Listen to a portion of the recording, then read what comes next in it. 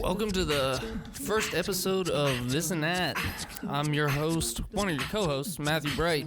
I'm your other host, Matthew Yarbrough. Welcome. We don't honestly know what kind of show we have for you today. We don't really know what we're doing, to be perfectly honest, but we have some interesting topics that I think will make a decent show for you guys, and we have a surprise coming up later in the show. We're going to do a little bit of this and a little bit of that. We're going to make history on day one, out the gate, on episode 1 of This and That. This and that. But first, to start it off, we're going to have a word of the day. You know what? We're going to start off every episode with a word of the day because around here, we appreciate the English language. We like to learn new words. We like to integrate new phraseology into our lexicon. And we want to share them with you. So, today's word of the day, Matthew, what is it? Today's word of the day is masticate. Ooh, what does that mean? It sounds dirty. Well, really, just masticate really just means to chew, like your food. Really? Mm-hmm. Just to chew? I can do it in public? You could be a public masticator, yes, if you'd like to be, and it would be perfectly fine. I've been doing that in public my entire life. You know, the full definition goes on to say, to grind or crush with the teeth, and then in parentheses, food. Oh, as opposed to those rocks and other various things that you chew with your teeth. You could do that. I encourage you, if you want to do it, well, yeah, I'm not even going to encourage. There are plenty of things you can chew. Mm-hmm. And then the last part of the definition here is to soften or reduce to pulp by crushing or kneading. Okay, yeah, that makes sense. Mm-hmm. It's about the same as nicer way of saying chew. Yeah, it's a more eloquent way of saying chew, but it's not really necessary. No. But it's nice to know. Okay, so the word of the day is masticate, people. Mm-hmm. Go forth, masticate in public, masticate with and about your friends and family, and tell them we sent you. With grandma. Yeah. So it's appropriate that that's the word of the day because I think it kind of goes along with, we're going to be talking about like competitive food eaters. Oh, yeah. Competitive food eating. I've been on a quarantine kick of watching internet videos of guys and women eating massive quantities of food and crushing records and winning T-shirts and... My first thought that comes to my mind is Kobayashi when I think of competitive food eating. The little tiny guy who could eat like a million hot dogs. Kobayashi is one of the, I think, the OG, because the Nathan's hot dog eating contest on the 4th of July is like, I think, at least to me, the most well-known food competition. Happens every year, and it draws a large crowd out in Coney Island, and guys just woof down like 40, 50. I don't even know how many. I have some, what is it? Kobayashi. He's broken a bunch of other records that we'll talk about in a little bit, but he had a falling out with the Nathan's people. Yeah, there was some drama there that we'll get into. Okay, sounds juicy. But it's what better way to start than a little bit of the history. The first recorded food competition was a pie eating contest, which pie is my preferred.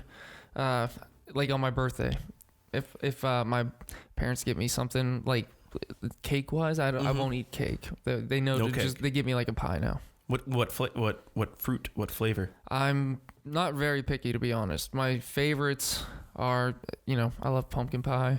Oh, I love rhubarb pie. Rhubarb? You have strawberry rhubarb? No, I don't think so. Not like a pie. No, my dad made the best strawberry rhubarb pie, and he makes the best apple pie. That's my favorite. It's like cinnamon apple pie. Cool. Thanks for sharing. That pie eating contest took place in Toronto in 1878. So people have been challenging themselves to force mass quantities of food into their stomachs for quite a long time. And it was a charity event that and the winner was Albert Pittington. The number of pies he ate is unknown, but the top prize was a handsomely bound book. And that's why I included this fact in there, because I thought that was a pretty cool prize. A handsomely bound book. I would be happy with that prize today. But I imagine back then, like a book was probably pretty cool to have, but a handsomely bound one. It's so specific. Fancy, like leather, maybe, perhaps. Or yeah, back in that. When was that competition? 1878. 1878, yeah. In Toronto, too. So that was a big deal back then to have like a nice book. we have any factual basis. It's like you literally just like pick this up and it's just like you can get any book you want to. I'm assuming that it was a big deal. It's simply because it was the top prize of the competition. Mm-hmm. You know that if that wasn't a big deal or like a good prize, people would be like, well, fuck this competition. A book? That would be like people today. They'd be like, I'm not entering that. It was a book? You're going to give me a book? Yeah, that would be funny today. What am I supposed to do with this? I can't scroll through it. You have to actually turn the pages with your hands. Yeah. There's nothing like the smell of a good book. Like an old book. Oh, yeah. That's why you go to like a used bookstore. Like, that's always that's really fun. It's like just like. There's been a sad drop of used bookstores around Pittsburgh. Yeah. St. Elmo's down in the south side used to be one of my favorite little places to stop into and spend some time. Well, I'm sure Mr. Pittington enjoyed his book then. Yeah, I hope so. He's dead, probably from being a fat ass. Probably from eating too many pies. I want to know how many pies he ate. I know, right? And it really was unknown. I tried to find anything I could about Albert Pittington, and outside of just this basic information that he won a pie eating contest for charity in 1878 and he won a handsomely bound book, I couldn't find anything else. I know. I wonder what book it was. Like, was it might have just been, I assume, was it like Moby Dick, or no, was I it kind of assume it was a journal for some reason. I don't know why. I just assumed that it was like a handsomely bound like book journal that he could write in, but yeah, maybe it was. I don't even know what books. Is Moby Dick that old? I know. I was just thinking about like, did I sound stupid there? I wasn't gonna call you out on it, but I also didn't have anything to. I don't know. I don't know when Moby Dick came out. I think of something that's older. Seems it was the plausible that it could be at least that old. It was the Odyssey. There we go. That's not far before the 1900s. The Odyssey. That's mad old. That was Homer. Yeah, I know what the Odyssey is. Just saying, I was about to say that's mad old, so you're good on that one. Okay, good. I just wanted to make sure. I found we got some information on the training for competitive eating, because this is really, I think the training would almost be harder to mentally get over than the actual competitions themselves sometimes. Because one of the ways that they train is by, by drinking a gallon of water or more. Oh? I love water. Me too. I'm one of those nerds that actually drinks my daily suggested amount of water. You calculate it out and make sure that you're hitting it precisely. I don't want to say precisely, but I'd say most days I get close or over whatever the daily recommended that's good. amount of water is. I'm a hydrated motherfucker. You know, a lot. All my hydro homies. Our hydro homies. But no. Honestly, most people, I think, aren't hydrated enough. Yeah, so I'll Yeah, no. People look at me weird. Like my mom. I say people, but my mom. I argue with her constantly about drinking water, and I don't understand when people are like, water, it doesn't have any taste or any flavor. It's just, I don't know. It's so refreshing. It's the essence of life. I realized this as an adult that when I was growing up, we didn't really have pop in the house or anything like that, soda, if you will. Yeah. But so my sister and we just drank a lot of water growing up. I just got used to it. Come to find out, as I'm like getting older as an adult, my parents and grandparents were drinking soda the whole goddamn time. They just, So I mean, I just don't have much of a taste for soda, and whenever I do, it's diet now. Yeah, I was very thankful that my mom never kept a lot of sugary drinks in the house. Nah, sugar's not really my go-to. I have a salt tooth. A salt tooth? Is that I do. a term? I don't know. It's a term. It's a term for me. I'm coining it, maybe. All right. You got salt. I have a salt tooth. I love salty food. I oversalt my food. Peanuts. I do. I mean, I eat peanuts and stuff, but that's not really ever a go-to snack of mine. Like maybe if I'm feeling rich, I'll buy some pistachios or something. Ooh, I love salted pistachios. love pistachios. Yeah, it's enjoyable because it's like you feel you have to work for it, you know. So Yeah. you feel accomplished by eating it. It's like the crab leg of legumes. If you're willing to put in the work, it is worth it. Oh, this is fun. I saw earlier here, competitive eaters, one of the other ways that they train is that they chew up to 8 pieces of gum at a time. Wow. Oh my God. I know when I was a little kid, every once in a while I would put in like a couple of pieces of gum at the same time. Yeah. But maybe only like 2 or 3, like if I was feeling like particularly goofy. Does that actually do anything? Oh, it would tire your I know that it would tire your jaw muscles out, Yeah. but does working those muscles out actually make you eat faster? Like, is that one of those muscles that's just like you could work it out all day and all night, and you're never going to eat faster or stronger? You're going to eat stronger. Oh, my jaw is so strong. I think it's about endurance, maybe, because like so that they can masticate. That makes sense. So they can masticate, more effectively and faster and longer. That makes sense. Mm-hmm. I could see that being a thing, I guess. So no, that makes my jaw hurt thinking about chewing. Yeah, I kind of got that little tingling tightness. I don't know. Remember Jawbreakers? Yeah, they were never really my thing, so I never really. It's just a ball of sugar. Wonder how many kids broke teeth on those things. I know, right? Because I don't know any kid that had the patience to just suck one of those all the way down. They suck it for a little bit and then just. And just like start crunching down on it like a marble. Maybe that's why I still have all my real teeth and shit. Like, I don't fuck with hardtack candies and really it's sugar in general. I never had a cavity. Still got all my real teeth. That's impressive.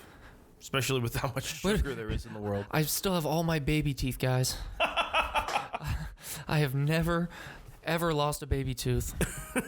That's so Brush, weird. floss, avoid sugars, drink lots of water, and you will never lose a baby tooth. I actually have 14 world records. No one can touch me. They call me Matty Baby Teeth. Matty Tiny Tooth. Yo, Matty Tiny Tooth. Call me Tiny Tooth Tim. Tiny Tooth Bright. Oh, man. Some people do have tiny teeth. I had a roommate once that had pretty small teeth. She had a lot of gums and real small teeth. I'm not making fun of her look. It didn't look bad necessarily. Yeah. She just had smaller teeth than I think the average, even female, I think. It's so funny because when you say smaller teeth, I just picture like the teeth smaller individually, but staying where they are, so they're like spaces in between. No, it wasn't anything like that. She actually had pretty nice teeth. They were just very tiny. She has small. Did she have like a smaller skull? No, I mean she didn't look weird or look different. Just when she smiled, she had small teeth. Interesting. Yeah. Oh, I guess there's people with big teeth. Like look at like Tony Robbins. I don't know who that is. He's that like motivational speaker guy Yeah, who's I don't like, know who that is. you can change your life. I don't know who that is. Okay, he's got like this gigantic like huge I try to mouth. avoid people like that. He's a little, some of his stuff is really cool and inspiring and motivational, but then again, like, I feel like he says the same thing and he's like keeps selling books to people. That's all it is. It's, yeah. And I have a hard time believing any of those people follow their own bullshit day in and day out. Maybe some of them do. Maybe I'm a little cynical. I don't know. A little. No. Guys, do you think I'm cynical? Wait, what if this is like a wake up moment for me? Like this is your epiphany. Life was a lie. I thought I was pleasant and cheerful. We got anything else on the training? Yeah, we do. This one is fun. Well, see, this is more of like a technique that they learned. It's called Give them to me. Give me all the techniques. I love this. This one's great. It's called chipmunking. Chipmunking. Okay, so let me try to. I was gonna say let me use context clues just from the name. I'm gonna assume that it's whenever they shove as much food into their mouth as they can, and it it makes their mouth like, fill out. Like Precisely, yeah. It says anything inside your mouth at the end of regulation, because these are the rules now. It counts as long as you swallow within 30 seconds after. So they fill every corner of your mouth, balloon up like a chipmunk. So they say time, and you go, and you just shove it in your mouth, and you have 30 seconds to consume everything there. That's interesting. And I wonder if that's just for some competitions or if that's for everything, because I don't know if all of the individual. I watch a lot of YouTube videos of guys going around to different restaurants and places, and they all seem to have their own rules with that, and I've never really seen doing individual eating competitions at these restaurants, or yeah, they'll have each restaurant will have we have a 14-pound burger and fries challenge. Not quite 14 pounds, but I think the standard is usually between 6 and 8 pounds. At least the people that I watch seem to be able to consume around 6 to 8 pounds of food in one sitting, which is just, yeah, it's pretty. So they just go around to these different restaurants and they get their name up on the wall of fame and a T-shirt and a ton of meat sweats and just gross. Only eating competition I've ever done is it wasn't eating, it was just spice. It was the triple atomic challenge at Quaker Steak and Lube. Oh yeah, I did that. Oh, that was rough. Yeah, I remember that one being pretty good. I love spicy food though. I could eat spicy food all day. I'm one of those dumbasses though that for sure will I'll suffer through it just to say I tried it when it comes to spice. What else you got over there? You got something else? Well, no, I was just thinking about the spice. It says they say some of the best drinks for them to drink, because sometimes you're allowed to have a drink with you whenever you're doing these competitions. So for your liquid choices, the whole fat milk is what eases that capsaicin that you get from the spicy foods. And then if you're going to drink either water, or it has to be sugar-free drinks. And that helps with if you're doing a salty food, so that'll be good for you with your salt tooth. Sugary drinks help with salty challenges. No, sugar-free drinks. Sugar-free drinks. Yeah. See, that works with you, right? Because you don't like the sugar. I don't like you sugar, like the salt. I like salt. I wonder why that's recommended for. Anyway, okay, that's interesting. Yeah, it says typically alcohol isn't really permitted, and soda is a bad choice typically. Yeah, I can imagine that would just you drink a bunch of soda and it just fizzes up in your stomach. And I think about if you drink a regular soda, if I drink a regular Coke or something like that, it just makes me burp continuously. Oh yeah, that would be really bad idea, I guess. Oh yeah, that makes sense. Oh, you got anything else over there about the training? Not really here. No. Okay, let's. I got some. It can be risky. That's the thing that I'm realizing here as I'm learning about this, is that sometimes people have died doing this, dude. I imagine. I can't imagine that eating giant quantities of food continuously. I know there are some people that post those videos so frequently. It's how are you able to physically do that to your body? Yeah, obviously it's not a good thing to do.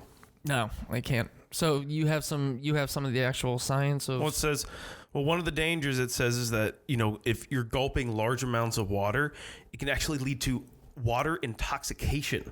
Ooh, what is that? It's literally a condition that dilutes electrolytes in your blood. So that can kill you. I wonder how much water is too much water. I mean, probably a gallon, right? A gallon at one time to an average person. Would that be too much? That's so gnarly that they can drink a gallon of water. That's seriously gallon or more. It's some of them. I mean, I have one of those big what do you call them things? I forget. It's this big old plastic mug that holds 48 ounces of water in it. Wow. Yeah. It's like a mug. Yeah, it's a big plastic thing with a big silicone straw. At that point, is it even convenient to carry around anymore? No, I leave it at home. I was gonna say, I'm just carrying this cooler of water around. I'm so afraid that I'm not gonna have water. I just walk around like this all day with my water jug. I used to carry one of those little metal water containers with me, and then I realized that you can get water pretty much anywhere. And I know that they're good for the environment and stuff. I hate carrying shit constantly with me. Like, I don't like having things in my hands constantly. Oh, this one's gross. And I said, I thought this was going to be a water death, but no. It says October 2012, a 32-year-old man died eating live roaches and worms competitively. He choked to death. I feel like that would be the most expected outcome. That sucks. Eating live roaches and worms, you said? Yes, that's what I said. Damn, that's not how you want to go out, bro. I was gonna say that's the way you go out. That's how he wanted to go out. In a blaze of glory. A blaze of worms, though. Worms. For some reason, the roaches don't bother me as much as the worms do. Do you remember that book? It was like a kid's book, How to Eat Fried Worms. Yeah, I do. Yeah. They made a movie of it too. Did they? I think so. Maybe I'm thinking of Diary of a Wimpy Kid instead. I don't know. Oh well. I don't know, but worms. I remember the Goosebumps. I think it was in the Haunted Mask, the movie version of the Haunted Mask. They put worms on the one kid's sandwich, and he actually bites into it. Ew. They probably weren't real worms in the movie, but right. They looked good. Read authentic. Ugh. All right. Let's see here. So, in July 2013, a 64-year-old died in a pie eating contest. Oh shit!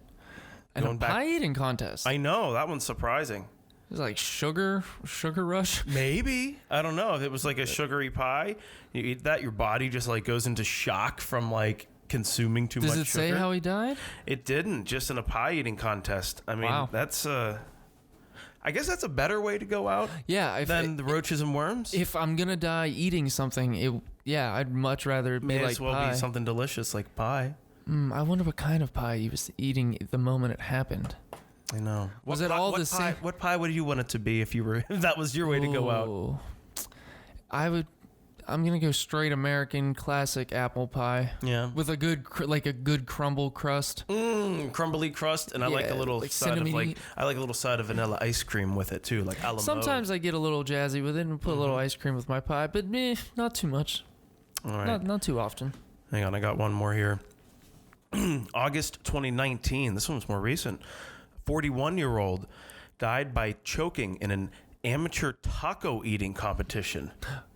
Bro, you died in an amateur taco contest? Ah, man. You weren't even pro? Not even pro. You died in an amateur taco eating contest? Didn't even make it to the pros. That's so sad. It was at a Fresno Grizzlies baseball game. Oh, bro. Yikes. It's not even the major leagues, bro. Oh, man. The Grizzlies. That's a disappointing way to go out. Wait. It was at least tacos are delicious. It took place at a Grizzlies game. Yeah, at a Grizzlies baseball game in Fresno. Man, I wonder. So I'm assuming that they were hosting this competition. I wonder if they were held liable for that. I don't know. Are the Fresno Grizzlies still around? Does that guy's family own a stadium now? I'm gonna be honest. I haven't heard of the Fresno Grizzlies in a really long time. So. That's interesting. Man, that sucks, bro. You died in an amateur food eating. Let's see who can eat the most tacos. The winner gets a free, handsomely bound book. Oh, son of a bitch. I can't believe is amateur though. Amateur. Truly amateur. Oh my god, you know what that reminds me of? This is great. My brother-in-law, he's like a real big guy, and he can eat, you know. Yeah. He can really eat. Like he posted a picture the other day. He got like he went to Moe's, you know. Welcome to Moe's. Yeah, I love Moe's. And he got that home wrecker burrito, and he weighed it on his food scale, and it was a pound. I've had some. There's a Moe's in downtown. Oh yeah. Near Station Square. Yeah. That. No. Market Square. Yeah. That particular location, I've had some pretty overloaded burritos and tacos. Yeah, they do not skimp on the toppings and Moe's fillings. Southwest also has the best queso. We're not sponsored by Moe's, although I wish we were. Anyway. I'm still going to eat that today, maybe. Hey, you know what? I think we actually do have a word from one of our sponsors, though. Yes, we do. It might be our first episode, but look at us go. We actually have an ad read. All right, this is what they gave us, right? Yeah, this is it, I think. Okay. Okay, do you want big box quality at mom and pop prices? Then head on over to Todd Malinsky's Good Stuff Emporium. Tired of spending hours scouring the internet for the perfect product, only to have a piece of utter shit show up at your front door? Stop by Todd Malinsky's Good Stuff Emporium. Now you can get all the good stuff under one roof. Wow, all in one place? That's right. They have all the latest thingamabobs, hickey-majigs, whatchamacallits, and more for less, making them your one-stop shop for all the best stuff. What if I'm looking for electronics? Electronics, you ask? The Emporium has it. Our shelves are full of Game Boys, Walkmans, Gigapets, and an awkwardly large variety of VHS DVD combos that are guaranteed to be in stock. Awesome. What about the prices? At the Good Stuff Emporium, you'll never pay a dime over resale value. That's incredible. No, that's just the Todd Malinsky way. So, you must ask yourself, do you want to keep giving your money to out-of-touch corporations? Or do you want to give your business to Todd Malinsky, a man who saw a problem and did something about it? With 5 convenient emporiums in the Naples area, there's absolutely no reason to buy your shit anywhere else. Todd Malinsky's Good Stuff Emporium. His good stuff is the best. Oh, man, I don't know how I feel about that. That was, who's Todd Malinsky? I don't know. How much are they paying us to read this? It's a little vague. Yeah, seriously. Thingamabobs? Okay. Anyway. Maybe, and why is it so specific to Naples? Okay, well, got that out of the way. Anyway. Back to the business at hand. Wait, I got to tell you this. My brother-in-law went to a restaurant one time, okay? It was like a Moe's type style restaurant, except it was like a locally owned place, like a family restaurant. And he sits down there, goes for a business dinner with some associates. They sit down and he's just kind of looking at the menu and he says like, "Oh, wow, big taco. That looks delicious." Orders the taco. They're having their business lunch.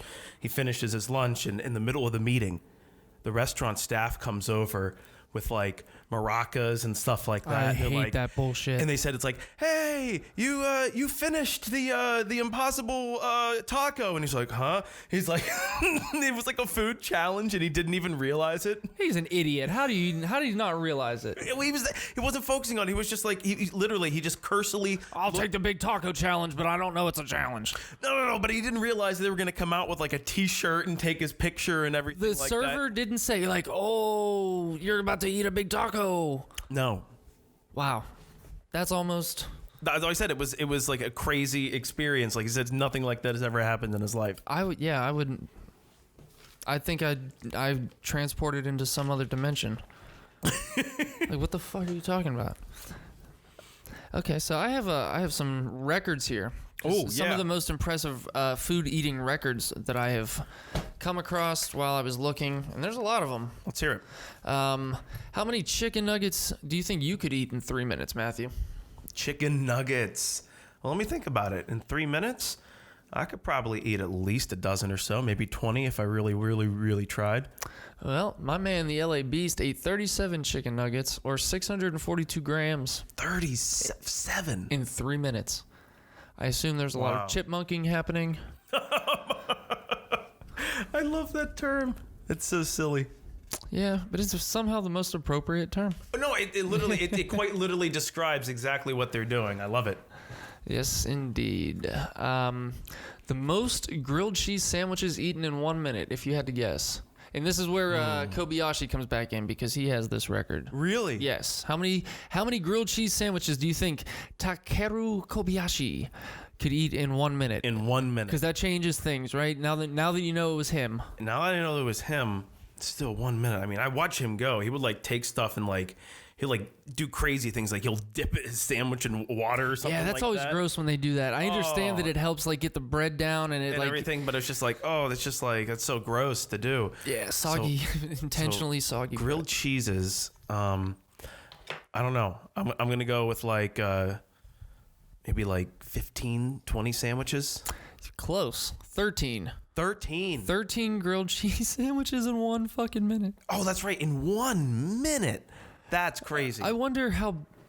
Just normal size grilled cheese sandwich. I wonder how many slices of cheese per sandwich that is.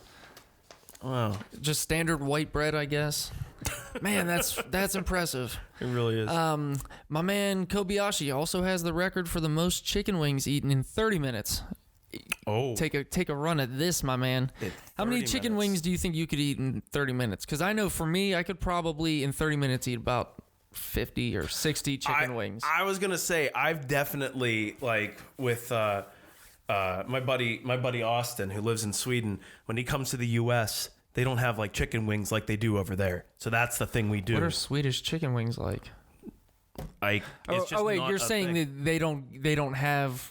They don't have like wings like you think. Gotcha, like yeah. we have wings. Like, I misunderstood what you were saying. I thought you were saying that your friend Austin gets way better chicken wings in Sweden than. No, precisely the opposite. I misunderstood. It's like specifically American thing, and very particularly a southwestern Pennsylvania thing. Because my brother's traveled all over the U.S. and a lot of places like it's like they have wings. It's like, what do you want? Hot or barbecue, and that's like maybe it. Here, it's like it seems like every bar you go into, especially around Pittsburgh, like there's like 20 wing flavors, and that's just what I'm used to, you know? Yeah, man, we have a ton of wings and flavor options around here. No, but when he would come to town, we would always get like these like buckets of wings. So I'm totally on board with like I could easily do like maybe 50 wings. I think maybe in a future episode we should do a wing eating challenge. I mean, obviously that's going to happen. I'm all about doing some eating challenges because I have to say I'm kind of obsessed with the videos and watching people do this shit. I would absolutely like to try it. And I also think we should do some heat challenge stuff. Oh yeah, no, we're gonna do some a la Hot Ones inspired, I'd say, heat challenges here. Yeah, I want to try some hot sauces and stuff that I haven't tried before. I just got a really good ghost pepper sauce that I'm gonna bring over then. I'd love to do that one chip challenge that I see people do all the time. Yeah, I've never had one of those. I don't know. No, I haven't. I don't know if it's still hard to get a hold of those things. I know for a while they were like selling out immediately on their website, and I think that was the only way you could get them for a while. I don't know if that whole kind of craze has died down enough. Maybe we could get a hold of some of those. If we could get a hold of one, I think that would be really cool. Yeah. Well, I think we each need to get a hold of one because I think there only one comes in the thing, and you have to eat the whole chip for the challenge to count. Says who? Says me. Says you. Says me and says anybody that would be watching us do this. We're not just going to half-ass this. If we're doing the challenge, we're doing the challenge. Pocky, P-A-Q-U-I, the Pocky One Chip Challenge. Oh, my God. Whoa. It's like $35 at Walmart? What? At Walmart? You can get that at Walmart now? I guess. And also eBay. Well, I knew for a while that people were selling them on eBay. That's interesting. We'll have to look into that. The reviews are, it's all 5-star and all 1-star. So people who loved it are people who almost died. I did this yesterday and it wasn't fun. Is there any more reviews of that? Actually, that's funny. God. First off, the chip tastes horrible, and I wasn't necessarily expecting it to taste amazing, but at least better than it did. The worst of the heat lasted about 10 minutes as I was borderline hyperventilating. Oh wow. Calm down. That's hey, I don't know. I've seen some I've seen some videos reactions of people doing it too, but oh my God. I just have a lot of bravado. This chip is no joke. It will give you a preview of pure hell. It is a scary looking black cough inducing chip. Black cough inducing? Jeez. Gonna give you the like you get the black lung. Yeah, right. Oh my God. That sounds that review actually would make me think twice about it. Not like if I was somebody who wasn't already on board with doing it, because nothing's gonna change my mind. You can't make me change my mind with new information. I will never use facts and no fair. You'll change the outcome by changing the results or by measuring it. Okay, so that was a little detour. I think we should absolutely look into doing that. I want to have a review. Oh my God. Up there. Yeah, we'll do it. We will sacrifice our sanity and our bodies here for science. So how many chicken wings do you think you could eat in 30 minutes? I'm standing by it. I really think I could do like at least 50 if I really Did wanted you say to. that before and I forgot? Okay, Yeah. I apologize. No, that's okay. Because you said 50. You said maybe 60. Yeah, I think you're pretty ambitious. 60 might be on like one of those days where I met Buddha first or something like that.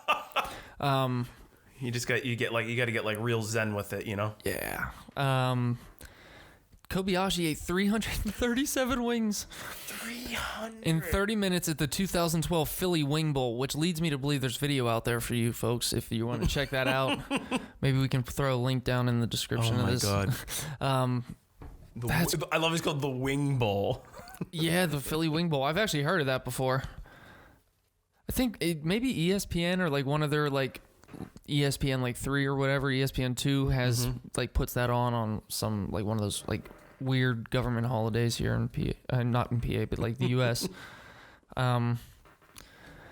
This is a little bit about his dispute with the people at Nathan's at the competition. Oh yeah, that's right.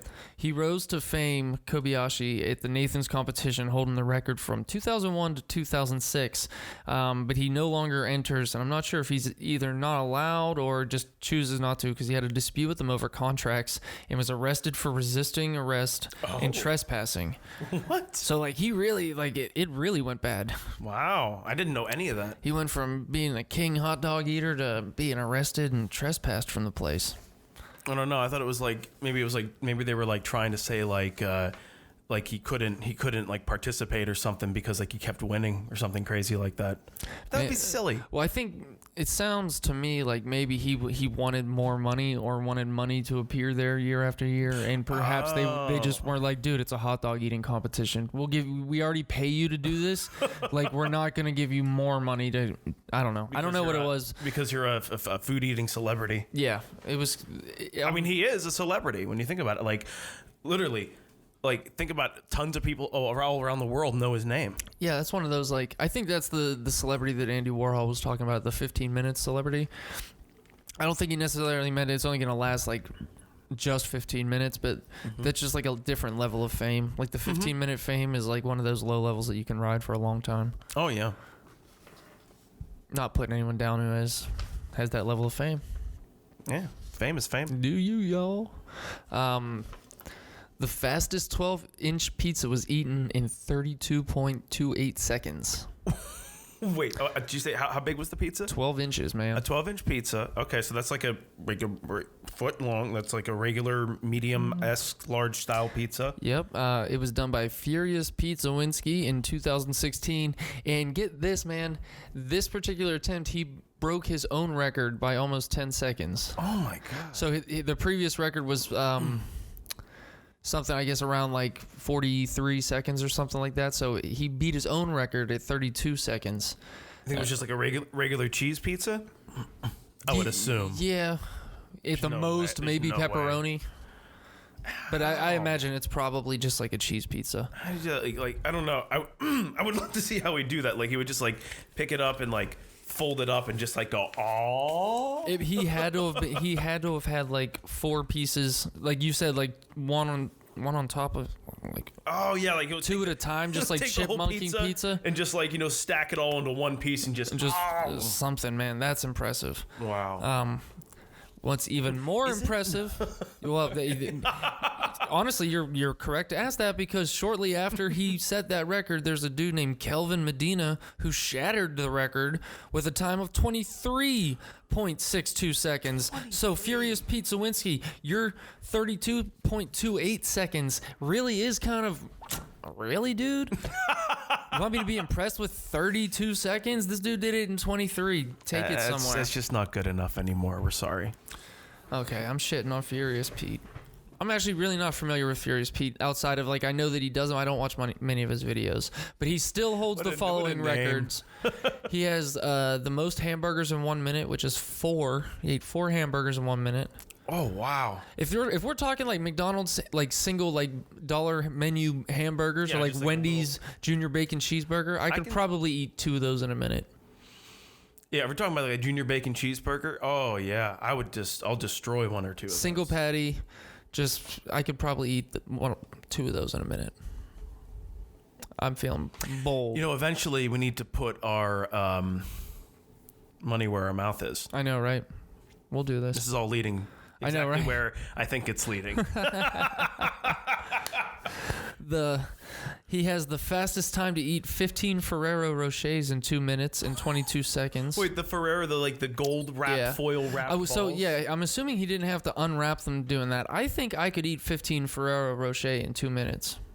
Oh, yeah. I mean, you just kind of pop them. I mean, yeah, they're big, but I mean, you just... Yeah, I don't know. But they're crunchy. They are crunchy. And they are kind of big for a chocolate candy that you're gonna. Most people would eat those in 2 bites probably. It should be 2 bites, but if nobody's around, it's 1 bite. You just pop it. That's what it is. I do love Ferrero Rocher. It's it literally makes me think of the holidays because that's the only time of the year I see them. But it's one of those things where it's fun to eat them around the holidays. Yeah. He holds the record for the most cream eggs eaten in 1 minute, which is 6. The Cadbury eggs? The Cadbury eggs? That's what I think that means, but... Now, I love Cadbury cream eggs, Me too. They're so sweet. They're so sweet and so rich, though. Yeah. I can't imagine eating more than just 1 or 2. Nope. I have a hard time, honestly, eating 1 at a time. Yeah, sometimes 1 is almost too much. I usually will take a bite or 2 and be like, oh. The mini ones. You ever had the little mini eggs? Yeah. Those are great. Cadbury's legit. Didn't they used to have a pretty legit commercial back in the day? Yeah, with the bunny. Yeah. I always remember the Cadbury commercial. But I love those. I love those because it always made me want to get a rabbit, but then rabbits. But then I realized that if you actually own one, that they just hop around and just poop shit everywhere. They literally just everywhere. Yeah, fuck rabbits. We have a the Eden Park commercial with the tree. It's sad that other places don't get to enjoy that because I still see that on TV once a year at least. Mm-hmm. That was always my mom's Christmas. Favorite. Yeah, where the Christmas tree is, the star's trying to get to the top of the Christmas tree and it's struggling and it keeps jumping up and then the tree gliding down and then picks up the star and lifts it up and then they all light up. Yeah, that's such a classic commercial, and it's for Eaton Park, which is a shitty chain diner here in town. I think everybody has fond memories of Eaton Park, though. I'm not a big fan of their food. I like their breakfast salad bar because they have these little potato pancakes that get real they overcook them constantly. But I like that. They're really, really crunchy. That's so specific. I love it. Yeah. How many... Fastest time to eat a bowl of pasta is 41 seconds. I wonder what constitutes a bowl of pasta. Yeah, that's now that I'm spaghetti, or are we talking rigatoni? Now that I'm reading that again, I don't know why I didn't do some more research on that because I don't know exactly what a bowl of pasta constitutes. Now, if it was it had to be something different than spaghetti because with spaghetti you could literally just wrap it into one mass and just be Yeah. I think it had to be more difficult, maybe some rigatoni or penne. So, Kobayashi saw Furious Pete's hamburger most hamburgers in 1 minute record at 4 and was like, I got you. He did the most hamburgers in 3 minutes at 12. Whoa. Which is crazy impressive. 12 hamburgers. Even the smallest hamburgers, 12 in 3 minutes is outrageous. That's insane. It's what's he doing? 2 bites per burger? Just ow, ow. Now, this one is a record. This is a record that really kind of makes me the fastest time to consume 10 ghost peppers. Oh. Just guess. 20 minutes? 30 seconds. No. 30.70 seconds. No. And it says winner unknown. That probably means they spontaneously combusted right on the spot. They just burst into flames and were reduced to ashes. Yeah, that's... I definitely wouldn't do that. I would not eat 10 ghost peppers. I wouldn't even eat one. I mean, I would eat one if it was for a challenge or competition. I frequently cook with them. I'll chop them up and include them in rice and stuff like that. But a little bit goes a long way. Yeah, definitely not eating 10 of them raw. Oh. That's absolutely crazy. Oh man, a person's stomach probably just you go to take a pee the next morning and it just the pee burns through the porcelain. like the blood from Alien. I've had kidney stones. That burns thinking about it. Ooh, no, thank you. That's one of my greatest fears. I've had 13 of them. I had to have 2 of them removed with surgery. I was in so terrible. I'm so. I don't know if it was 9th or 10th grade. I think it was in 10th grade when I got my first one. First period, I had gym class and or physical. I thought you said you got your first period. I got my first period in 10th grade. It was kind of late for me. The late bloomer. No, I thought I was dying, man. Kidney stones are the worst pain and I've broken bones, multiple bones at different times. Kidney stones, I'll break any bone in my body over a kidney stone. That's literally what every person I've ever heard say, is that it's literally the worst pain they've ever had in their entire life. And that's why I said it's like one of my greatest fears, and like why I'm trying to like cut out the sugar and stuff like that. The worst part isn't even like actually like passing it. It's when it's in your kidney. Because your kidney's kind of like a dense mass of tissue, and that little stone, some of them are real big, some of them are small. Doesn't matter what size they are, they're all jagged and sharp. Yeah. And it's just in that tissue trying to find its way out. Oh. And that's the part that's like excruciating. Like you get hot, you get cold at the same time. You can't eat, but you're hungry, you're sweaty. We need more blankets and less blankets. Yes, it's exactly kind of like that. It's the worst. Oh man, I'm so sorry that you went through that. When I had the surgery, they gave me a stent afterward to keep blood clots from like getting stuck in my ureter. And for a week, I had this little like plastic tube that ran from my kidney all the way, and it's like stuck out the tip of my dick.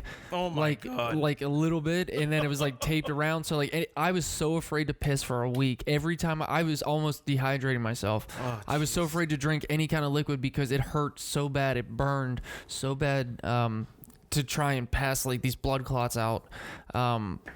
And it was also gross. And then whenever they take it out, the lady was like, yeah, I'm just going to like count to 3 and it's going to be uncomfortable, but it'll be over really quick. And she did that classic trick where she only counted to like 2 and yanked on 2. And that's all she just wrapped her finger around the little string at the end of it and just pulled that motherfucker out. Oh, just like a... And it really was only like a second. Like a Beyblade. Oh, dude.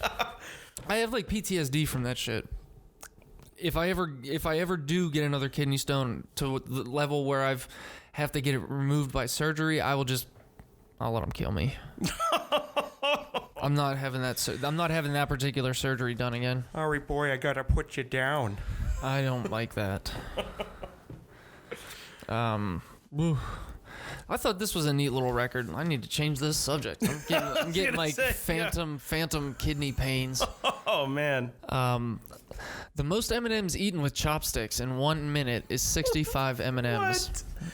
What? It's such a specific challenge. Who came up with that? That's ridiculous. Where was it? Was it Japan? No, I don't know where it was, but the lady's name was Catherine Ratcliffe. Doesn't sound Japanese to me. Oh, it doesn't have to be Japanese, but it sounds like...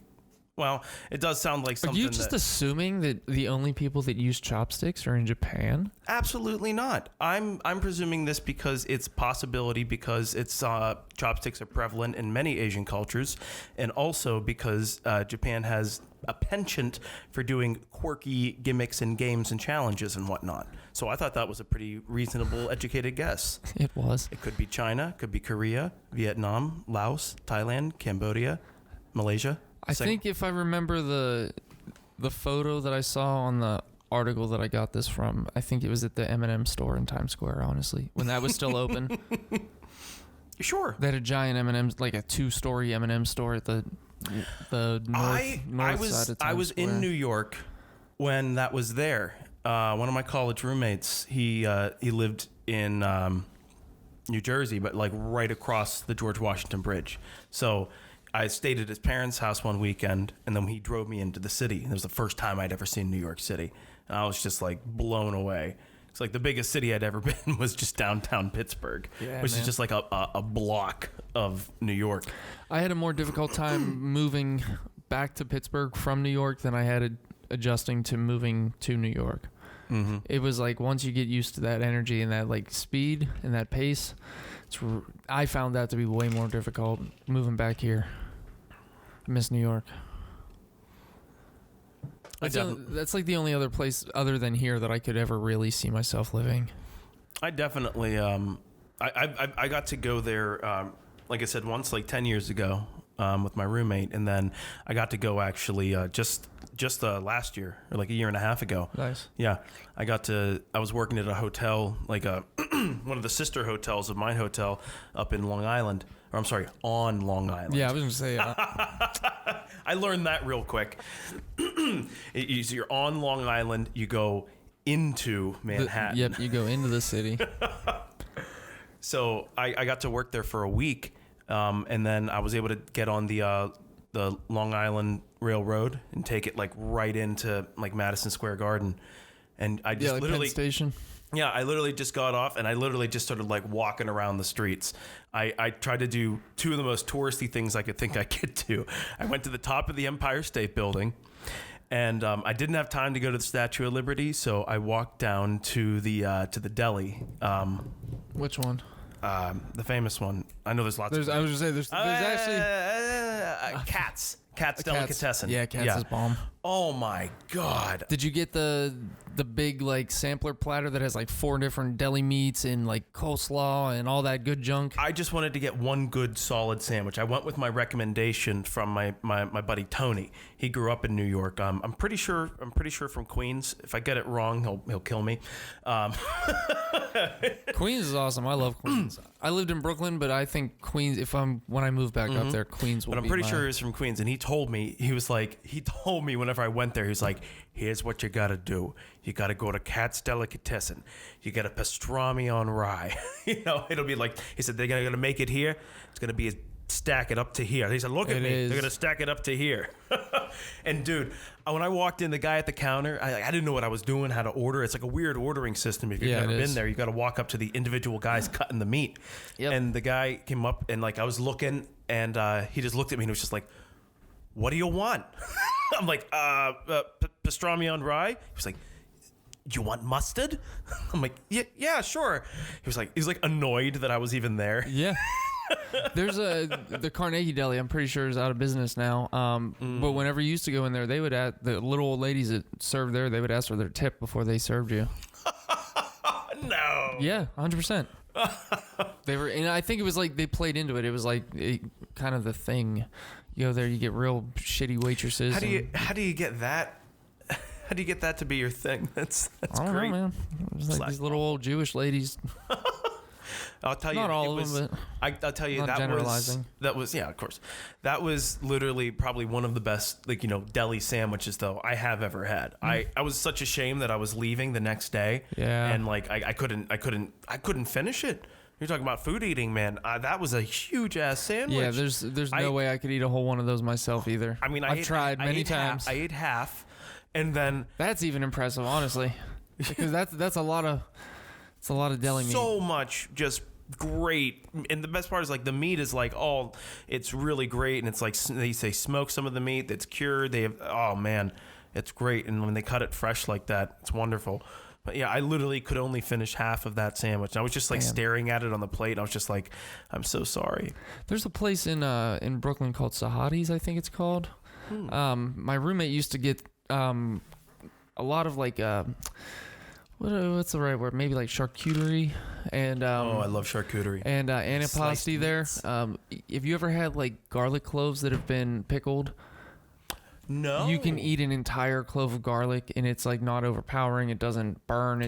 Dude, pickled garlic cloves are one of my favorite. Like, they're good for you, and they taste so good. Keep vampires away.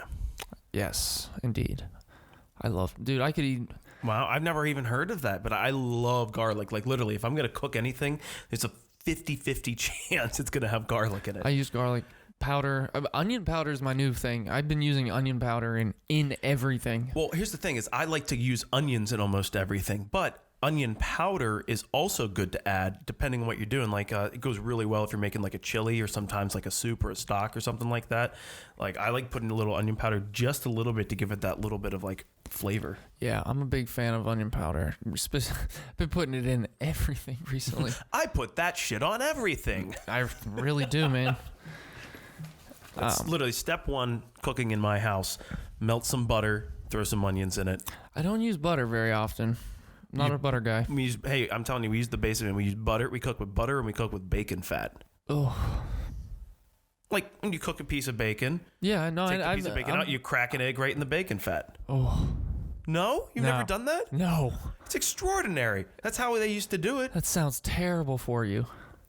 I mean, it might taste good. I see. I'm very not every day. I don't. Maybe I just don't live my life well enough. I don't. You should enjoy the richness. I would not allow myself to eat that. Enjoy not every day, but enjoy. Not even once. I would have so much guilt and shame for eating that. Oh my God. I don't eat a lot. I really don't. And not to say that I'm picky about what I eat. I will eat almost anything, but I just don't eat in great quantities of food. I might eat one meal a day in like a snack or something in general. I mean, you're probably also like half of my body mass as well too. So like, I weighed myself last night whenever I took a shower. I'm like $133 right now. I literally weigh 100 pounds more than you. Like quite literally. I'm working on that though. Yeah. I mean, that's all you can do. As I talk about cooking butter and bacon eggs fat. And bacon fat. But whatever. Yeah, I don't know. That just doesn't sound appealing to me. Okay, wow. But I haven't done it, so I can't. Hey, I'm not saying that with any evidence. What do I always say? Different strokes for different folks, you know? That is what it takes to make the world go round, I believe. So what do you think about this record? This is probably the most delicious sounding record that I've ever heard of. But Matt Stoney ate 113 pancakes in 8 minutes. Oh my God! Pancakes and waffles are like among two of my favorite breakfasty, and I'll eat them for dinner sometimes. I love all breakfast food, really. Pancakes and waffles in particular. Yeah, but 113 pancakes. I wonder how big they were. Yeah. I mean, like obviously silver dollar pancake eating competitions. Little tiny guys maybe, but still. That's so much. That's so much batter. That is a lot of batter. Wow. You imagine it'd be like a vat of pancake batter. My grandma used to make us pancakes for breakfast that we used to eat with ketchup. What? They're salty pancakes. What? I've never heard of that. She said whenever she was growing up and it was like times were really tough, her mom would just mix up some eggs, flour, and milk, make into a batter with salt, and then just fry it up, and then you can eat it with ketchup. And it's like still literally to this day, I still make those pancakes maybe once or twice a month. You know what? I can picture it. I can work my head around. I'll make them for you sometimes. Yeah. Hey, I love. It almost reminded me of like a potato pancake. It's very like similar. What do they call that? A latke? Yeah, in some cultures, I think. And then, I think that's the Jewish term for it, latkes. There is, but there's also there's another term for it. I wish my cooking buddy Rich was here. He would know. Those pancakes. A Bellini. I don't know what that is. It is a potato pancake, a Bellini. Yeah. I love all things potato, so I like that. Oh yeah, I'm part Irish. I'm very Irish. You don't say with your fair complexion. Yes, dude. Potatoes are my weakness. French fries, baked potatoes, scalloped potatoes. Oh, I love like cheesy scalloped potatoes. The Catholic school I went to when I was real young had the best scalloped potatoes. I don't know why I remember them so clearly. Potatoes and cheese just go so well together too. Yeah, they do. You ever had to like a cheesy potato soup? Oh yeah. Oh yeah. Cheesy potato soup with like real bacon bits on top of it. Yeah. Maybe some melted like cheddar cheese on top. Yeah, some scallions. Oh yeah. You know, I grew some scallions, like green onions, and also shallots. Shallots are bomb. Oh yeah, they're like that little tinier, like almost like a sweeter kind of onion. I love onions, man. Mm-hmm. I love me some onions. We're just gonna change the show to cooking this and that. Yeah, right. So, the most hot dogs at the Nathan's competition now, the record stands with Joey Jaws Chestnut. Joey Chestnut. Yeah, 72 hot dogs in 10 minutes. He ate 73 to qualify. So he ate one more hot dog at the qualifier than he did at the... Oh, wow. I wonder how much the runner-up did. I don't know.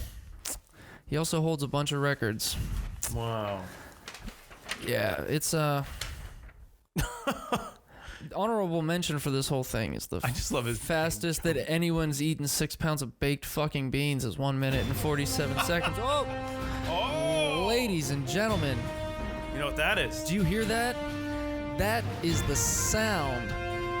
We are about to induct our first member of the This and That Hall of Champions. I think you can see it behind us here. And this man is not just any man. This man fits into very much of what we're talking about today. Tell me about him. This man is a lifetime... Well, first off, actually, let's start off. Now that the hullaballoo's over. This is the first introduction into the Hall of Champions. So let's explain what the Hall of Champions is a little bit. The Hall of Champions is where we place people that we think have done impressive feats or feats of anything, really. Accomplishments or anything that we think deems them worthy to be a champion. Yes. And it comes with very exclusive perks that you can only get here at the podcast. This is a lifetime appointment as long as they remain in good public standing. You know what I mean? That's important. You can't go out Cosbying people. You can't be Weinsteining anybody. Definitely You not. got to be a good person to be in the Hall of Champions. It has to be verified. People have to vouch for you, okay? Comes with an open invite to visit and or call the show whenever you want, man. That's a big one. You can come in here, you can hang out, you can call, you can take up our airwaves, you can take up our time, and That's we'd huge. love to have you. Anytime, champions. We always got time for champions around here. Worldwide fame. Let's be honest. You're gonna be recognized for this.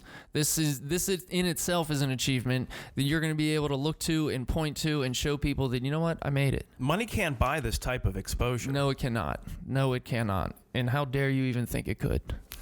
An induction ceremony, which is kind of what is happening here. In the future, I think it'll take shape into something a little more, but we're figuring it out.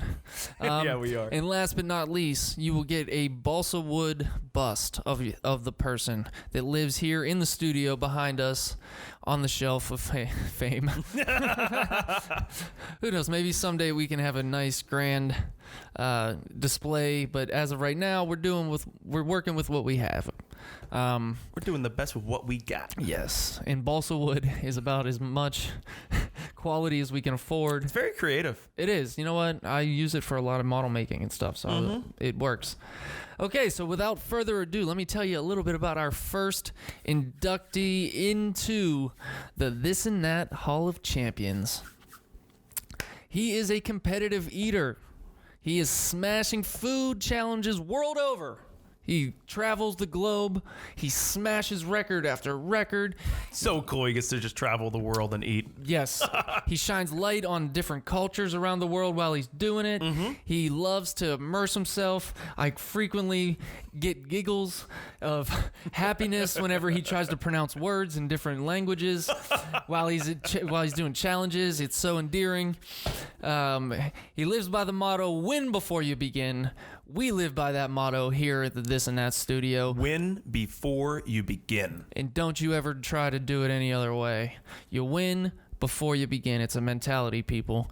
It's the best mentality. It's the greatest mentality. It's the only mentality that you should have. So who are we talking about? He still has some more. He supports small businesses. This man has traveled to over 950 small businesses and done their challenges, given them publicity, probably given them at least a few customers. I would think so. I would think so. He roots for his own friends. Even I have seen him not complete a challenge that he's been doing with a friend who has finished the challenge. He cheers for them. He's not a sore loser. He has a whopping, at the time of this, which I know now has grown to be over this number, he has over 913 food challenge wins. He has won in all 50 states in 37 unique countries around the world. How many countries? 37. 37 countries. 37. That's amazing. He is the founder and owner of foodchallenges.com. Some of you might know who I'm about to say. He shares his knowledge of how to train, strategize, and dominate untold numbers of wannabes around this globe. He teaches restaurant owners how to design and promo their own challenges. Without further ado, the first inductee to the Hall of Champions is, give me a drum roll, none other than Randy Santel. Ta-da! Ta-da! Randy will now live behind us week in, week out, watching over us. He's got our backs. Keeping us honest, keeping us motivated. He might call in. He might come in. He's watching our backs. Yeah. Quite literally and in spirit too. Yeah, that's what he does, man. He's a bro. I also forgot to mention he was the winner of the 2010 Men's Health Spartacus Challenge. Really? And he has a degree from MSU in nutrition and dietetics.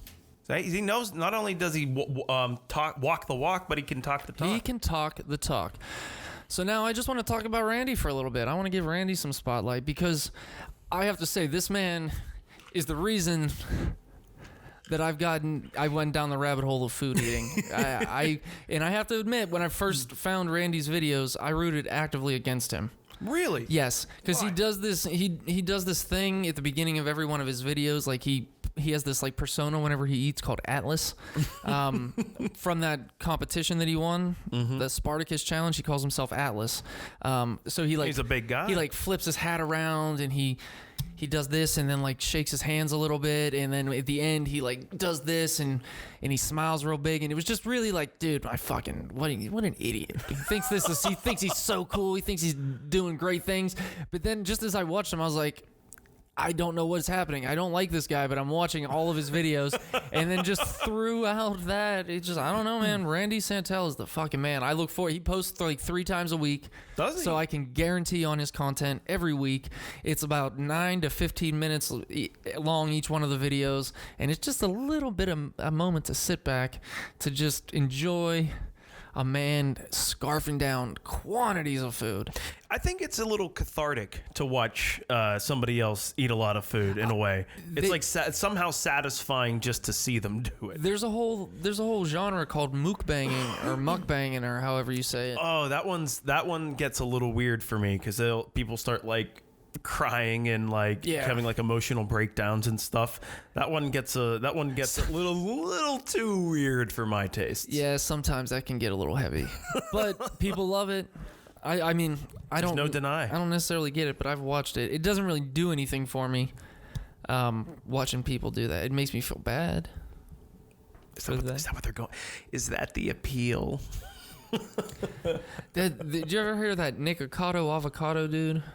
Yeah. I don't know, for some reason, he just needs to go away. I feel so bad for him. I don't know. I don't know anything about him really other than what I see, the videos he posts, and it just makes me feel bad. There's lots of, I'll use this term lightly, personalities, that are out there that you wonder how much of that is their actual personality, you know what I mean? And how much of it is just... Are you saying in like a good way or a bad way? Both. Yeah. How misleading is it? Yeah. How accurate is it? Mm-hmm. But I mean, at the end of the day, if you're doing something that somebody wants to watch and it makes them happy, then cool. Yeah, that's what I like about Randy's videos is they're essentially the same thing every video, but he makes them feel fresh, and it's like he's kind of witty whenever he's eating, and I've seen him. He's like he has some good zingers and one-liners. It is just impressive to watch him eat like 9 pounds of food. Maybe not 9. I think 8 is the most I've ever seen him eat.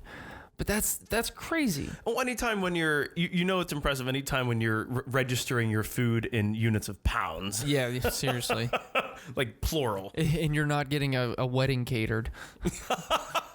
Yeah. Yeah, if you're not getting if you're not catering a wake, you shouldn't know how many pounds of food you've eaten. A pallet of ho-hos. Ugh. Dude, I could eat a pallet of ho-hos. I was a little fat kid when I was young, and I was too, and then I wasn't, and now I am again, and I'm gonna hope I wasn't soon again. I used to play, like, when I first got a PlayStation 2 in particular, when I bought my PlayStation 2 with my confirmation money. I love that that's what it was. I would just play Grand Theft Auto 3 after I did my homework all night. That was one of my favorite eat a box games. of ho-hos. PS2 was great. Yeah, it was. But that's what I would do too. I would just squirrel away snacks up in my room while I was playing video games when I was supposed to be asleep. I wish I still had my PS2. I might have to buy a PS2 just so I could play, because I love to play those old GTA games again. Oh yeah, I've tried to download them a couple times and play them on like the PlayStation Network, and it's never the same. It doesn't feel the same. I want to hold the old controller. You want to hold the old controller, and you want to punch in the old cheat codes. Yes, I still have all of my cheat codes written down meticulously inside the cases of all those games. You didn't remember any of the dates for your history exam, but you could remember like 20 long like cheat codes. Yeah, it would be like GTA. L1, R1, L1, R1, L2, L2, up, down, right over X. Oh, yeah. Is that the one that gives you the tank? I never used that one. The only ones that I was ever really interested in were the unlimited weapons, better driving. In those older ones, you could put a code in to have better handling with your cars. Oh yeah. The lower wanted level, raise wanted level. Mm-hmm. Those were mostly the one, and I think unlimited money. You could give yourself as much money as you wanted. Yeah, there was money and there was health. Health. What I would do is I would spawn the tank, and then I would put on the low gravity. So you would turn the turret of the tank around and you fire to give yourself momentum. Huh. And as you gain enough speed, the tank eventually picks off, and you can literally, if you steer it well, can just literally fly anywhere around the city. Whoa. Yeah. I didn't know that. Yeah. So that's what I would do. Like, I stopped playing all of the missions. I would literally just fly a tank around and just wantonly destroy the city. I remember playing that game, and up until that point, I'd only had like a Sega Genesis. Oh, I love think, Sega. And like the original Nintendo that my dad had. So I didn't have any experience with like these kind of games like GTA, and that was like mind blowing that it was that sophisticated of a game with all these missions. And I remember seeing the commercials for that and thinking to myself, that's exactly what I'm spending my confirmation money on. First big game that I ever got invested into was like Final Fantasy VII. Never played the Final Fantasy games. Yeah, they're great. You gotta make sure you have like a lot of free time though, especially the older ones, because you can't save unless you're at a save point. And sometimes you could be like in a complicated like dungeon or something like that, and like it take you like 2 hours to get out. That is very true. Back in the day, it was so. Man, yeah, you had to commit whenever you were sitting down to play a game, because it was very difficult to save most times. Like I remember, I forgot about that. Now it just does that auto save shit constantly. Right, I remember I would have to like I would get up sometimes early in the morning because I was like really into this game, and like I would like play for like a half hour or so like before I went to school, and like I didn't get to a save point a couple of times. I literally just had to I would just turn the TV off but keep the PlayStation on the whole day when I went to school. Wow. And then come home just so I could eventually get to a save point because I didn't want to lose what I had done. That's legit. That's dedication. Yeah, man. That was such a stressful thing too, because you know that anything could go wrong and you could actually lose your whole game and all that time. I missed the bus once to school because I was playing Zelda Ocarina of Time. I was fighting a boss, and I didn't think I would get to the boss when I did, and I couldn't save. And then I heard the bus coming down the street, and I just like actively chose to just keep playing the game while I saw the bus go by. But I was able to walk to school because like I didn't even really need to take the bus because our elementary school was just like a quarter mile. Wow, okay. From where I lived. I got bit by a dog on my first day of kindergarten. That's an awful way to start. Yeah, missed my first day of kindergarten because I got bit by a dog at the bus stop. At the bus stop? At the bus stop. What type of dog? I don't even remember. It was like it wasn't a big dog, but it was enough that I had to go get like a shot. And It was a corgi. A chihuahua. Something. I think in my head it was a beagle, but I don't think it actually was a beagle. But it was like something that size. But I was like a kindergartner, so That sucks. yeah. I just remember I had to miss my first day of kindergarten and get a shot. Only time I really significantly missed, I never missed school almost like whatsoever until I got to high school. In fact, I never missed a day of school until I got to high school. I was like Mr. Student, you know? Yeah. As I talk about missing the bus to play video games. Yeah. But no, man, I didn't miss a day until I got I think one of the only times I got like the flu or something like that was like maybe like when I was like in like 10th grade or something like that. And I pretty much stayed home from school for like an entire week because I was just like, I had a fever and like, you know, I was all achy and like I couldn't keep food down. I spent an entire week playing Tony Hawk's Pro Skater 2. I still play that game to this day. They just re-released it on. I saw that. I was thinking about getting it. I was like, that'll bring back a lot of memories. I picked that up. Did you? Yeah. How was it? It's awesome. It sounds exactly like the original. All the same original music and stuff. Same original music. They added some new music. So I mean, it's updated a little bit, but they didn't. I don't believe they lost any of the original soundtrack. That was the first. All the original levels look just amazing.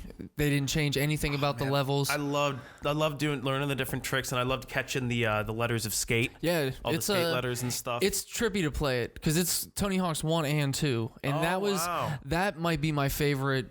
Like next to Grand Theft Auto, like franchise of games ever. They were just Tony perfect. Hawk. I played they were everything that they should have been and nothing that they shouldn't have the been. first 2, I think, for PlayStation 1, and then like 2 or 3 and 4 for PS2, and then I kind of fell off after that. I kind of stopped playing video games altogether for a little while. I never had the first one. I just played it at a friend's house, and then I got the second one for N64 at the time. It played great on there. I love the N64. That was a fun system. That's one that I've been considering buying for I never had one as a kid, but I always wanted one, so I've been considering buying one of those as an adult just to scratch that itch. You buy an N64 and I'll buy some games for it. I'll show you the original Smash Brothers if you've never played it. I've played N64 hundreds of times. I just never owned one. Okay. Yeah, the original Smash Brothers and Mario Kart that was on there. Also, and not to mention Super Mario 64. My next door neighbor had an N64, and he had the South Park game, the original South Park game, where you had the turkeys. Yeah, you had to throw snowballs at turkeys, I believe it was. Oh, wow. My mom wouldn't let me play that game. My mom probably wouldn't have liked it if she knew, but I was kind of a latchkey kid for some time when my dad was sick when I was younger. Yeah. But I wonder if I was too young to really pay attention. There's all that hysteria about like whenever the next gen systems come out, they're bought up real quick by scalpers and they're selling them for outrageous markups. That's what happened with the PS5. Yeah. I wonder if that's what it was like whenever like the N64 came out and like the first PlayStation came out or Sega came out. I wonder if there was that much hysteria and like people like rushing because the internet didn't really exist the way it does today back then. So which kind of fuels that fervor and that fever pitch, I think, because it was a big deal when they came out. Because like I was big into the console scene, you know, and it was a big deal. And like I remember them selling out and everything, but it wasn't like how it is today where people would go and buy like, you know, I'm sure there were people that would buy a bunch to resell them because it was a hot item, but nothing like to the degree that you see people doing today. Yeah, I was one of those ones trying to get a PS5 all around the Christmas season for myself. And dude, I saw people like one of my neighbors actually told me that he got a text from like somebody he knows that he could get a PS5 from him for like $700 or something. I'm like, oh my god, no thanks. Like, literally, people are like paying double for it. Yeah, no thanks. I'm not willing to do that. It's not. I'll wait a year or two. Seriously, dude. The last PlayStation I had was PS2. I've been doing everything else on Nintendo and Xbox. So Never been an Xbox guy for some reason. I think it all comes down to the controller. I just never liked any of their controllers. I hated the original controller until they made the S, the smaller one. The original Xbox controller, that thing was a monster. Yeah, the original Xbox was a monster. Oh my God, yeah. That giant black box with the X, it looked cool. I definitely wanted that. It looked cool, but that thing, like, it sat up there. It was like bigger than like, 3 VCRs stacked on top of each other. I wanted VCRs were machines that you put. I hope we have an audience old enough VHS tapes that knows what that is. Oh man, I still have a VCR downstairs. I think that there's a VCR it's a VCR DVD combo in my parents' house, but other than that, Did they get it at Todd Malinsky's Good Stuff Emporium? quite possibly. They got a good Can't deal. believe that guy's a fucking. How much did they pay us for that shit? We need better advertisers around here. Hey, we put out the option for Moe's. We just gotta wait to hear something. We'll see. I think I'm actually gonna eat Moe's today. I might go all the way to downtown. I have to run a 10K today. Well, first of all, you don't have to. I do have to. Why? It is a contractually obligated 10K. Oh, that's right. You're like I can't. And that announcement hasn't been made public yet. They're announcing it on this coming Monday, and I'm not allowed to actually make that announcement until they make it first. So I have to. The idea is that you're like a legit runner now. That you're like sponsored or something. Yeah, I guess so. I guess that's what it means. Cool. But I have to run today. Because the Pittsburgh Marathon virtual training run is today or something. I just picture you like staring off into the distance with like 1,000-yard stare. Just be like, I have to run today. I look forward to it actually. I can't wait to go run. How many? Well, I can't figure out how many eagles per freedom it is. How many miles is a 10K? 6.1, 6.3. That's a significant amount. I mean, for somebody who doesn't run. Yeah. It's not much more. I run 5 miles a day usually, so it's only like a little bit more than what I normally run. So. Okay, so it's not going to be like a huge ordeal for you. No, I just got to eat. Believe it or not, I've actually completed 2 half marathons in my lifetime. Nice. Yeah. That's a goal of mine for this year. I one day I might want to try and do like the whole. I mean, marathon. I've done one, but just not in a. I've run 13 miles, but just never in an actual marathon. I mean, we're not going to see one anytime soon, with people crowding together, running next to each other. I'm not counting on it this year, at least. No, but maybe in the next year or two, if things calm down here with the COVID, then we can get back to doing stuff like that, because that's going to be a big motivator for me, because it was like doing the Pittsburgh Marathon, like even the half marathon, you saw just there's so much energy, just like positive energy from everybody out there doing their best, encouraging you, people out there cheering. You got to see so many cool like neighborhoods of the city, like by getting to, it was such a cool perspective just walking right down the middle of the streets. I've never participated. This is the first year that I would even I've been running for less than a year. It's really, I feel like you've been running forever. Nope, it's been less than a year. I started in April. Wow, you really just took off and ran. I did. I ran with it. Today I will hit 700 miles. Today, actually, I'm sitting at 693 right now. Wow, good since April. That's fantastic, man. I gotta catch up. I'm just tired of being the way I was before. Well, here's the one saying that I do like from Tony Robbins. He said, "True change happens when the pain of staying the same outweighs the pain of change." I guess so. Mm-hmm. So you're tired of being the way you was. You wers. I was. You wers. You was tired of being the ways you was. I used to, you ran a half marathon? Well, I used to could. Give me a minute, I might could again. Yeah, no, I would pick the one fucking year that there's like nothing. A pandemic. No actual races, no meetups, nothing. I've done a couple virtual races to just spice up the day of running, but that it just doesn't feel the same. They send you a medal in the mail and it's like, oh, woo, whoopee, I ran. Woo-hoo. I ran by myself and just got a medal for it. No, dude, it feels like the ultimate participation trophy. No, when I crossed that finish line, like I was so fucking proud of myself. Because like I was, like I said, I was never in shape. I was none of that. So like I was so proud. And then like to have, when you walk across the line, to have somebody come up and, you know, put the medal around you, and like they'd hand you like a water, and they give you like this little like coat thing to wrap around you, you know, for like, it was like, it was like in this delirium of like just like ecstasy. It was back amazing. In February, I was visiting a friend down in St. Petersburg, Florida, and I ran 1 mile with him, and I thought I was going to die. My chest was on fire. My legs were like tensed up and seizing. But so whenever quarantine happened, I came back from Florida, and like a couple weeks later, we got locked down, and I just said, you know what, I'm going to challenge myself to just start running, because the gyms, I didn't feel that, well, I mean, you couldn't go to the gym at that time, and I was like, I'm not going to feel comfortable going back to the gym anytime soon. So I literally I ran, the first day I ran a little over 1 mile and I quit.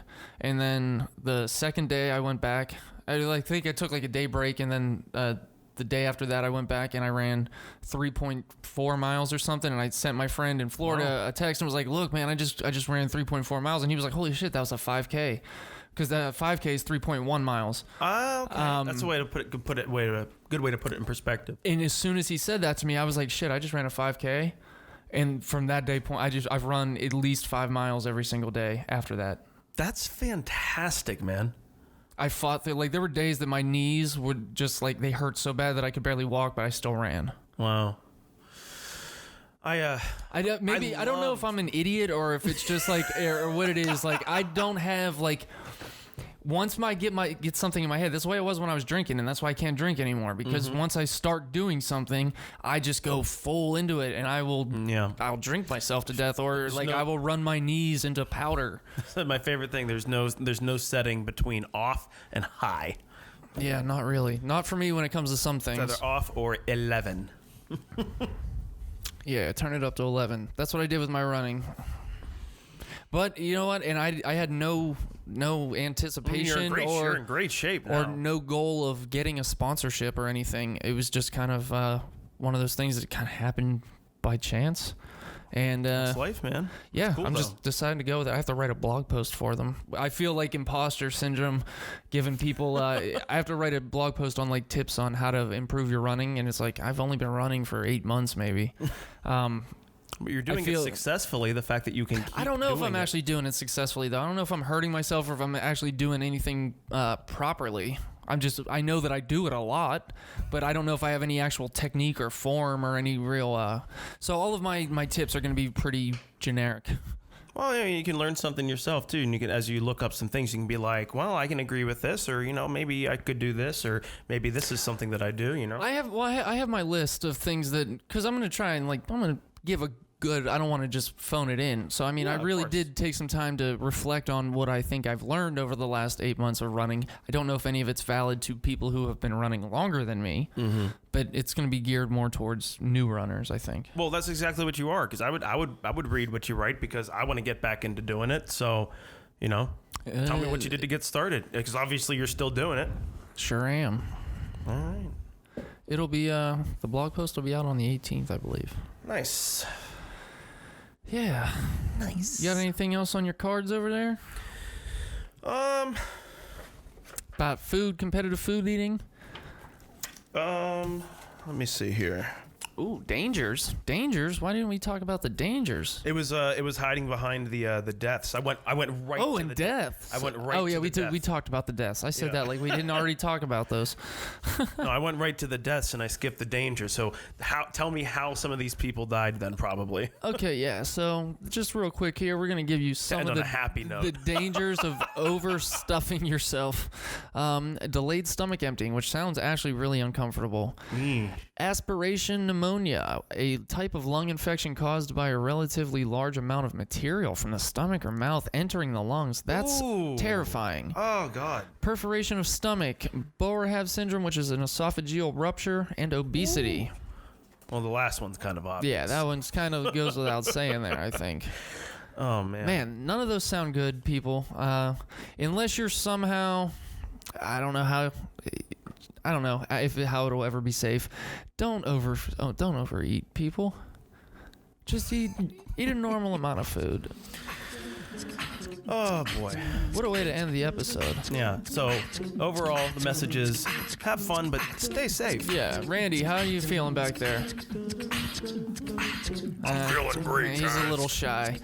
He'll warm up to it. This is new to him.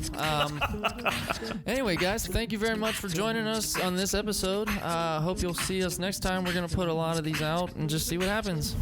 All right, guys, stay tuned, and we'll catch you next time.